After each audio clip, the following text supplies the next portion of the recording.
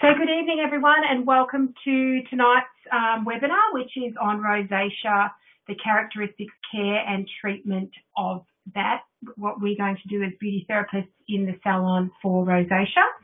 Hopefully some of this will be revision, but you may not have thought about it for a while since beauty college, perhaps. I just wanted to make sure that everybody knows how to work the chat. So we've practiced that, and today we're going to cover the anatomy of rosacea, how to identify it, when to treat, when to leave, the treatment protocols for the rosacea client, and some lifestyle advice. So it's quite a big one, so we'll just launch right in. Beforehand, I wanted to ask you, do you have many clients presenting with rosacea? Is it a problem or common complaint in your salon? So if you could just type into the little bar, please, that would be awesome. And then we can shoot right in. I know there's sometimes a delay, so we'll see if that's the case. Doesn't seem to be working. All right, doesn't matter. We'll just keep on. And if I see something come up, then fabulous. All right, so what is rosacea? It is a chronic and progressive vascular skin disorder. So it's not a disease. It's a disorder of the skin which primarily affects the face. So it's not contagious.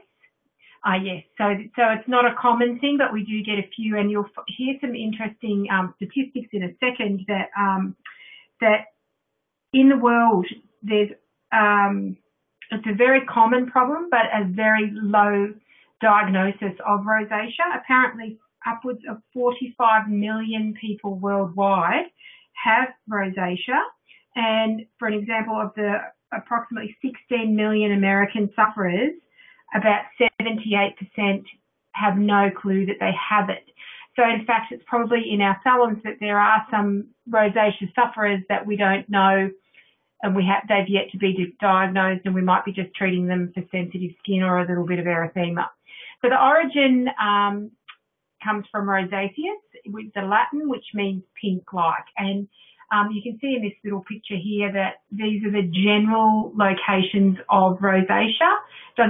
It pretty much leaves the jaw out when we're looking at it. That's where we sort of find it. Who can get rosacea? Well, any age group can get rosacea. Anyone can get rosacea, but generally speaking, we find it mostly in women, fair-haired, fair-skinned women, and it usually onsets between 30 and 50. Not to say that you can't get it in your teens, and not to say that you can't get it in your 60s, but generally speaking, it presents in 30s, 40s, and 50s. And there is a hereditary link that if people have, family members that have rosacea, that in fact that there's more likelihood of getting rosacea. So let's break it down. There's 4 different types of rosacea. So and they're called different things. So that's just a little picture showing you the different types, and we'll go through each one individually. Generally, I've probably seen commonly in my salon days type 1 and type 2, and I'm sure you've seen men with the type 3. It particularly happens in men, and I don't know that I've seen ocular rosacea myself, but anyway, let's break them down. So the first type is erythematic dermatotelangiectatic. Oh my gosh, goodness me, I think I put an extra CT in that one. It must have when I was typing it. And this is the most common type of rosacea. It's linked with inflammation in the skin. And if you look at those pictures, they're the types of rosacea that's commonly seen. Particularly in picture 1, you would see this, and then when they're having a moment, a rosacea episode, that the redness in her face would increase dramatically for a period of maybe 10, 15 minutes, and then it would go back down again to this sort of level. So that's known as flushing. And then you do have, persistent facial redness, like in the photo on the far right-hand side, where you can see that he's quite red all the time. And you can get visible capillaries. In some cases, people may feel stinging, burning, roughness, or scaling. And there's varying degrees of rosacea in this type. Obviously, it comes from erythema, and which means redness, and telangiectasia, which means broken capillaries or visible surface capillaries. So that's where this type comes from, and it can be linked to the episodes can be linked to emotional stress, hot drinks, alcohol, exercise, too hot shower or bath, those kind of things. And I'm sure I've had a lovely lady who used to work for me who suffered with rosacea, and when it was almost like a hot flush, you could sort of see it coming up her body, and then reducing off and settling down after time. Sometimes they feel uncomfortable sensations like tightness, stinging, or burning when they're flushing. And then what they also might have truly sensitive skin. They might have scaling and roughness in the centre of base. And obviously we need to treat this like it's a true sensitive skin. It's very, very easily irritated and reactive. So you need to make sure that your skin reading in the treatment room is very complete before so you know more about what triggers those, and we'll talk about triggers a little bit more in a moment. Okay, so just on this, I just wanted to show you better photos of telangiectasia. I know you've seen this in the salon. Cuperose is is similar is this, but more diffuse redness as well. And on the body, we call these surface veins spider veins. So they're very near to the surface, and while they're pink, you can treat them and certainly affect some change on them using IPL or diathermy. If you run your finger along the cheeks, you can almost see the blood vessels kind of seal off, and then when you release it, the blood comes back, and it's quite an interesting way to look at it. When they're blue or purple, generally speaking, they've been there for a long time, and diathermy is the only way to really get rid of those, cauterize them and send them back. All right, what else do I want to say about that? No, that's all I really want to say about that. Okay, so then we have type 2, which is papulopustular rosacea, and as you can tell from the name, it's papules and pustules in a rosacea form. So you may find that this you still can get the flushing or like you do in type 1, but not in every case. And if you really had a quick look, like if you looked at number 2 or number 1 even, you possibly might think this might be acne vulgaris. So we'll talk about the difference between the two and how you can tell the difference in a moment. But this is a very classic rosacea subtype. It's got high inflammation. Usually the pimples surrounding the tissues are red and swollen, and they're pustules or nodules. This skin may or may not be sensitive, and it's usually quite sebaceous and a lot thicker and swollen and tender to the touch. And in some cases, they may get sort of a scaly red patch, which is also known as a plaque.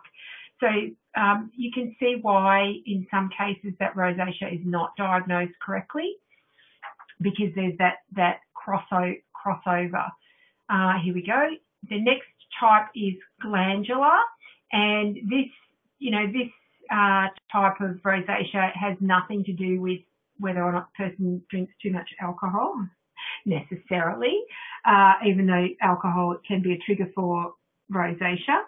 So this one is usually happens around the nose area, and this condition where the nose becomes really malformed is called rhinophtema.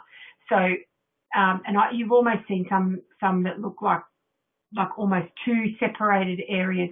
It's quite severe and unattractive. You can fix with surgery as well. So there's a swelling and enlargement of the oil glands, and particularly in the nose area. The pores are large and filled with dead skin cells and sebum. It's not sensitive at all, although I think the photo on the left, I put it in there. He's kind of number 1 and number 3. So I just wanted to put that in as well, because obviously that skin looks way more sensitive, whereas number 2 and number 3, the skin looks highly oily and thickened and very irregular in surface. This person won't flush and have broken capillaries. Okay, so and then the final type of rosacea we have is ocular rosacea. Oh, hello. I'm so sorry. I forgot to put the eye photos in, so please forgive me. So just imagine that these photos were of an eye that looks very bloodshot, and I'll fix it before I send out the recording. So basically what happens is there's an inflammation of the oil gland along the lash line, and as a result, you can get like swelling, and the eyes can become really red, very, very bloodshot, although not always bloodshot, irritated, and the eye feels very, very gritty. They get a stinging and burning and can even be light sensitive. So, and then from this might be a precursor to type 1 rosacea, where they get it all over their face. So I'm sorry about that. I can't believe that I put the wrong photo in there. Anyway, can you tell me if you've seen what types of rosacea you think you've seen in the salon? If you can just type in and see if you've seen any type 1, 2, 3, or 4, just pop it into the box. I'd like to see what you think you've seen in the salon. I particularly have seen type 1 and type 2. Oh, and you've seen type 3, so there you go. Yeah, so Natasha's seen type 1, 2, and 3 in the salon. So, yeah, so it is really common. Okay, so let's talk about the causes of rosacea now. So the short answer is that there's no definitive cause of rosacea, and there's lots of theories on what causes rosacea, and every single case is different, but there's probably 4 top things that people, scientific studies that, they think that there are about 4 main reasons that could be viable causes. So the number 1 is that rosacea sufferers aren't able to regulate the blood flow to the skin in a normal way, which obviously that's the flush with the flushing, and that could be in response to heat or other stimuli. And there's been links that once they suffer from this issue, that the capillary walls are actually become weaker over time, and then it sort of perpetuates the problem even more. So the more kind of rosacea they have, the more that they get, and the more flushing that they get, and the more easily flushing that they are. There's evidence that there may be an immune abnormality in rosacea sufferers. There's also quite a lot of anecdotal evidence about the Demodex mites that have been implicated in some studies. And basically, these little Demodex mites, there's a little picture of it on the right-hand side there, are found in our natural microflora on our skin. And their job is to, keep the bad bacteria at bay and keep the microflora on our skin at a nice, healthy level. And there's rosacea.org suggests that in clients with rosacea, there's evidence that there are more of these mites, in fact, 15 to 18 times greater than in people who don't have rosacea. and it's more likely to be with type 2 papupicular rosacea. But the problem is that when they've done studies, if they kill some of these Demodex mites, then the rosacea doesn't necessarily go away. In some cases it does, and some cases it doesn't. So there still needs to be more studies done on that. And the final thing is that the intestinal bacteria, an imbalance of intestinal bacteria have also been implicated with rosacea. But again, in some rosacea clients, they have an abnormal intestinal bacteria levels, and they do have rosacea, and then sometimes they don't have rosacea. So there's not a direct link of what, why, whether that is definitely the cause. So I think the thing as therapists, we really have to kind of just understand that it could be those things, some of these things, but really we don't know why it's caused. And we have to look at the trigger factors of what makes it a rosacea episode happen, sort of in its intensity. So on this next slide, basically the National Rosacea Society of the USA did some work with this doctor called Dr. Jonathan Wilkin, and basically they did a survey. On the left-hand side was the survey of people who had rosacea episodes triggered by these particular factors, and on the right-hand side was based on patient history, so what they actually told the doctors when they were talking about it. So there's things like sun exposure, emotional stress, weather, anything that's over sort of 50%. Alcohol consumption makes you redder, heavy exercise. It kind of makes sense, where it's a lot of circulatory things we do, cold weather, spicy foods, indoor heating, certain skincare products may aggravate. So there's a lot of different factors that really can trigger an episode. And then it's quite interesting to see the sorts of foods that people suffer from. For example, like vanilla and yeast extract and spinach and citrus fruits and, like sometimes pretty healthy kind of foods, broadleaf beans and pods, causing a flare-up. So it's quite interesting that the range of triggers is so broad.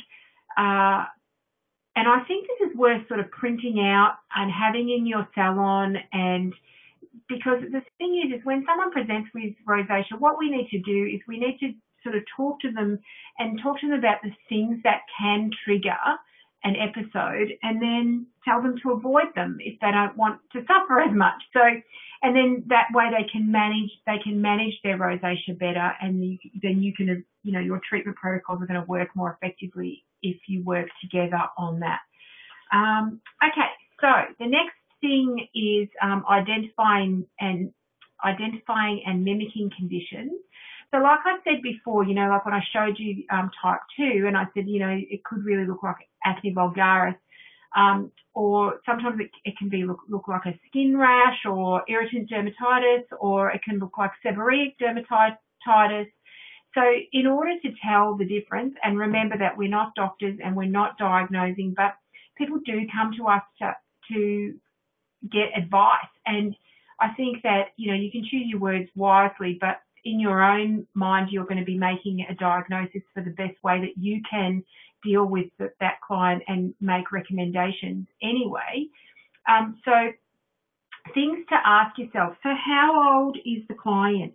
Because teens and, pubescent and under 20s tend to get acne vulgaris. People that are 30 to 50 are more likely to get rosacea. So that would be a telltale story. Are there blackheads? So with rosacea, there'll be clogged pores and engorged pores with inflammation around the follicle, which can happen with acne vulgaris as well. But blackheads are not a common thing with rosacea. So if you saw more blackheads, you might sort of go towards acne vulgaris. as your choice. And where are the lesions? Whereabouts are these things happening? You know, if it's happening on the cheeks, it's likely to be rosacea more than acne vulgaris. Hormonal acne manifests on the jawline, and that's not a common site for rosacea. I mean, look, I'm generalizing, but it kind of gives you an idea of where to look. If you're sort of comparing it to a skin rash, I would ask them how long it's been present. Did it happen all of a sudden or after the use of the product? And the other thing that I would think about is there any itching? Usually rosacea might feel tight and dry, but it doesn't usually itch. Something that's an irritant or an allergic reaction will cause that histamine response in the body. So that would be sort of a telltale for me. And then seborrheic dermatitis, which is also known as facial dandruff, which is so funny. When I was doing my research this time, I've never heard it called facial dandruff before. So I thought that was kind of funny. I put it in there because I thought that was true, because really seborrheic dermatitis can be very, very flaky and very, very dry, chapped skin. And it's usually, you'll see that usually associated with a hair follicle. You might see it in the eyebrows, the hairline, or even in the convex surfaces of the face. So what I mean by that is like, where the chin sort of, there's that sort of chin line, or in the nasal labial folds by the side. So the thing with seborrheic dermatitis and rosacea is that they're very, very similar, and you would treat them in a similar way. So at the end of the day, it probably doesn't matter.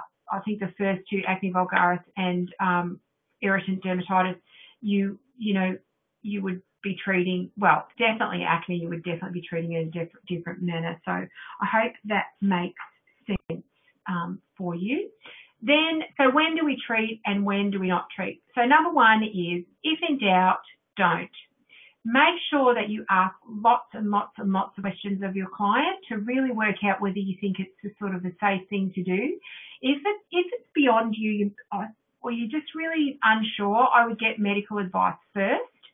And think about, treating yourself like a professional and writing a letter from professional to professional to the physician that your client came in, she presented with XYZ, you think that it's probably type 1 erythemic telangiectasia rosacea, and that you'd like a confirmation, a medical opinion, and that you would like to proceed with and give what you want to do in the treatment protocol, and you just like a medical okay before you move forward. And I think that, like often when I had my salon, I worked with a GP around the corner, and I would send my clients to them just to make sure I got the go ahead. And he came to know me and know what I was all about. And I think that that's a nice relationship to have with a GP. Okay, and maybe even a dermatologist. And then my other advice is perform a patch test. So, maybe you get the client says, oh, look, I want to book in for a facial because I'm having, my skin's really red and I want to know what to do about it. I would get her in and say, look, let's do a skin consult first. And I'd like to patch test you with a few different ingredients before we go ahead and do the facial. And then once you're okay, you can move forward, and then just avoid ingredients that, that are going to aggravate, and we'll talk about that a little bit more. Remember, don't diagnose. And if the client presents with severe skin inflammation, it's good to go to a doctor because they can recommend oral antibiotics, and that'll jumpstart the reduction of inflammation. And then you can maintain it with good skincare. Good skincare is a not negotiable for rosacea clients. They absolutely need good quality skincare in order to maintain their condition and keep their skin comfortable. And so it's a really good partnership between you and your client, and perhaps the doctor as well. So does anyone have any questions so far? We're going to talk about products and treatment protocols, but if you can just say, you're okay, or if put your question in the little bar, that would be awesome. In case good, you're okay. Fabulous. Loving it. Okay, so the next one is we're going to talk about the different product guidelines. So according to that National Rosacea Society study, 41% of participants said that certain skincare products aggravated their skin. So this is quite a big stat, and it's not surprising, to be honest. Like, if somebody's got quite a severe skin concern like rosacea is, there are a lot of alcohols and irritants and, low quality skincare products out there that have lots of fillers and things in them. So, it's not surprising that we hear that anyway. So in the skincare that you're recommending to your clients, you want to look for gentle, non-irritating products. You want to look for products with high concentration of antioxidants. Particularly, rosacea responds really, really well to green and white tea. So this is a good one to be just on antioxidants, with the exception of vitamin C. So you can't recommend vitamin C for rosacea clients because it tends to be too acidic for their skin type and aggravate them further. So not a good plan. And then the other one, you want to look for ingredients that are helping to restore the skin's barrier function.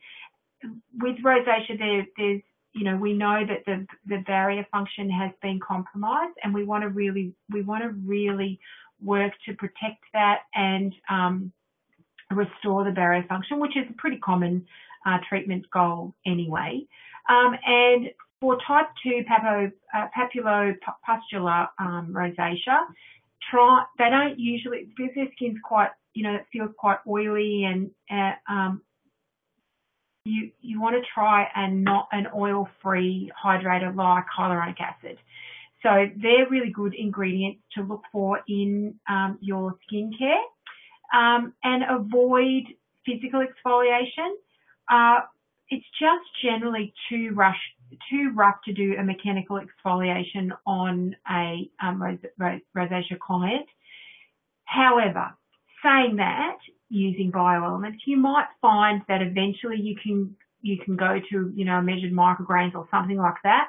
But at first, I would just ban them from physical exfoliation and then work them up to using their cleanser with a gentle face brush.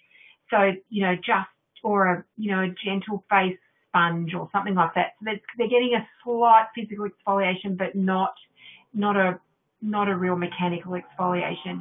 And the other thing is we don't want to do any peels on somebody with rosacea, particularly the chemical acids, the fruit acids like AHAs and BHAs. It's just too irritating to their skin.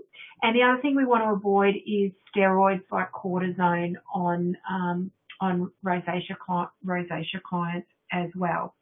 So in the treatment room, our goal, number one goal, is to strengthen the weakened barrier function of the skin. We want to soothe and cool the inflammation, and we want to avoid at all costs overstimulating the skin. So we're not going to be doing a hardcore massage on their face. You might do a pressure point massage and still do a European style neck and shoulder or a scalp massage. But you don't want to go in there and really overdo the stimulation of the skin, because it's going to make it worse. And no, again, avoid peels, mechanical stimulation, and anti-aging treatments until you have the skin under control. Some anti-aging treatments that they talk about to avoid in rosacea management are things like, exfoliating treatments like peels and micro and that kind of thing. So yeah, just be mindful of that. There's been evidence that rosacea responds quite well to light therapy treatment, so LED. I did read one article that said a very controlled, gentle microdermabrasion on on a clinically controlled rosacea could be something that you do, but I think you'd want to make sure that in that case that you were an absolute expert in micro. I didn't like the sound of that. And IPL, they can respond pretty well to certain IPL treatments as well. But this is down the track once you've managed, you've got it into a manageable condition, and then you can move on and push the boundaries.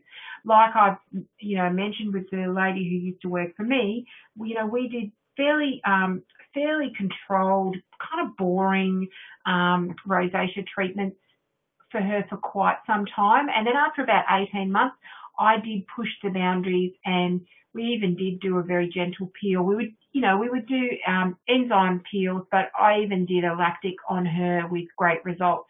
But I knew her skin really well. So I want you to just bear that in mind, that you don't push the boundaries until you know that skin really, really well.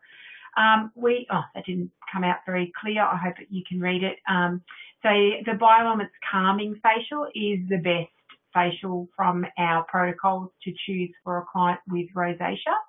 And we use our Calmatube sensitive skin line because the main goal of that calming facial is to do all of the things that we have to do and for stressed and irritated skin. So we actually have a class coming up on that one, but it's quite an easy protocol. So if you haven't got, if you have any questions on the protocol, give me an email or ask me or come along to the class. I think it's in 2 weeks' time. I just don't have it in front of me. Sorry. Okay. So interestingly, Bioelements have a product that that has just recently been endorsed by the American Academy of Dermatology, otherwise known as AAD, and we've had this product since 2006, and in October last year they named it as a beauty breakthrough product, and that they endorsed the fact that probiotics improve skin conditions from those suffering acne right through to rosacea. So it's kind of nice that we have this particular serum, and what it does is it replenishes the skin's natural microflora and leaving it prepared to fight the signs of aging, acne and rosacea because it minimizes inflammation. And just generally speaking, probiotics on the skin do three things pretty much. They are bug busters, so they have antimicrobial properties, so they can kill bad bacteria that triggers inflammation, basically. They trick your skin into, when they sit on the skin cells kind of can't tell whether there's bad bacteria or not. So it sort of tricks the skin into not kicking in the immune system response. Of course, the number one thing with that immune response is inflammation. So it sort of stops the inflammation by tricking it. And also they are super soothers. So they additionally calm the cells to prevent them again from producing that inflammation immune response. I'd just like to say that clients might say to you that they read somewhere that they should put yogurt on their face, and the AAD actually put in that particular study that there is no evidence that slathering your face in yogurt has any skincare benefit. And that makes me giggle to myself, but I just can imagine, clients on the bed and you saying, I'd like to recommend the probiotics anti-aging serum, and they saying, but can I put Yakult on my face? You can just imagine. I can just imagine clients saying things like that, so God love them. Well, you can say that the American Academy of Dermatology do not recommend that. So just to have some scientific backup. So yay, there you go. Then otherwise in the treatment room, obviously we want to just go for basic treatment protocols. So we want to cleanse, tone, strengthen, and moisturize. So when we're choosing a cleanser, we want to choose a very mild cleanser that minimizes skin irritation and calms the skin at the same time. Of course, in Bioelements, we recommend the Sensitive Skin Cleanser, which is a water-soluble oil that turns into a lotion when you add water. It's been dermatologically tested, recommended and clinically tested. It's basically a whole different blend of oils, olive oil being the main base. And so because it's oil, it's not actually going to strip the skin of any of its oil, but it's going to clean the skin, calm the skin without irritating the skin. And then we want to keep it calm, hydrated, and restore the pH balance by using our Calmitude hydrating solution. I actually have a client with rosacea that is a gymnastics coach, and she's always in a hot gym, and she keeps this in her bag on a regular basis, and throughout the day she spritzes herself because it's very, very cooling. It has licorice root and white tea, and as I said, remember, white tea is one of those anti-inflammatory, calming and soothing ingredients that we want to look for in products, and licorice root is an anti-inflammatory, calming ingredient. So this is a really, really nice product. And for those of you who have tried it in product knowledge, know that it stays cool for quite some time. It almost feels wet on your skin when you're using it. Then we want to recommend something to strengthen the skin, and we have two products that do this primarily in the Bioelements range. Here you could also recommend obviously probiotics, but the other one is Recovery Serum, but in this case I would recommend Stress Solution or probiotics for their serum. Stress Solution particularly because it helps to restore the barrier function. It has some amazing ingredients. It's high in green tea. It has honeysuckle flower, which is calming. Again, it's got the licorice root, and it also smells of spearmint because spearmint is quite a nice ingredient to be added because it's very cooling to the skin as well. So often when they're suffering these flushes, there's a whole lot of blood coming to the surface, so they get really, really hot skin. So this is a very, very nice product. Love it. I can't tell you how much I love Stress Solution. And then when it comes to moisturizing, you've got quite a lot of options. You still want to think about what skin type as well. So if they've got sort of a fairly normal skin, not particularly dry, not particularly oily, I would recommend Calmitude Sensitive Skin Moisturizer as my number one choice because it has been dermatologically approved. But it has our white tea and licorice root. It's got allantoin for soothing and beta-glucan, which is very protective of the skin, and it's very velvety and light feeling. It's a really nice cream. But if somebody is is a bit more on the dry side and quite a lot dehydrated, then I would recommend really rich moisture because it's a rich emollient. It's got a whole lot of really delicious oils like olive, safflower, jojoba, and avocado, combined with ginseng and shea butter, and there's quite a lot of testimonials for rosacea clients that are given to bioelements.com in the States to say that they get on really, so it's a product that works well in rosacea clients. So I probably stick to those two. And the other thing is remember that we also have Moisture Times 10, which is our hyaluronic acid serum. So if they were dehydrated, you could possibly recommend Moisture Times 10 underneath their moisturizer as another option. So there's lots of things that we can do for our rosacea clients to really give them a good quality home care protocol. And that's that. So does anyone have any questions? Because that's just about me for today. It seems to have gone fairly fast, but I've been chatting for 45 minutes, so it goes pretty quick. So did you have any questions, Natasha? Anything that you'd like to add or comment on? Fabulous. I hope there was some new information in there. As always, I like to list my references. I actually found that the National Rosacea Society website was fantastic, and I used a lot of images from there. And also rosaceaderm.net was really good.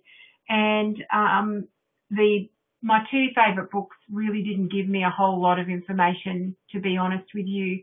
I found most of them from the National Rosacea website. I thought that was a really good website, and probably one that you could recommend clients to go to if they do present, to learn more about it as well. And as always, if you want to do more and learn more, you can visit our website.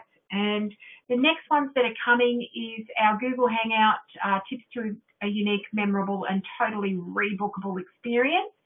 So I actually think that I will probably run this in AnyMeeting next time. So I'll send you an invitation to come into here, because we practiced last week and found last webinar and found that this is probably a more successful medium. So we'll do it in here. So look out, I'll send you an invite probably tomorrow. And then the next webinar is scheduled on the 24th of March, and we're going to focus on ingredients, particularly anti-aging ingredients. I tell you what, these take me a little while to research, so I'm so glad that you do get something out of them each time. And if you have any ideas for upcoming webinars, as we get closer, I think I've got 2 more scheduled after this, but if you've got ideas for topics, that would be handy as well. So thanks again. I'm so glad you do. Well, I love that you come to them, and I appreciate your feedback a lot. So have a super duper night, and I hope I see you at the next webinar.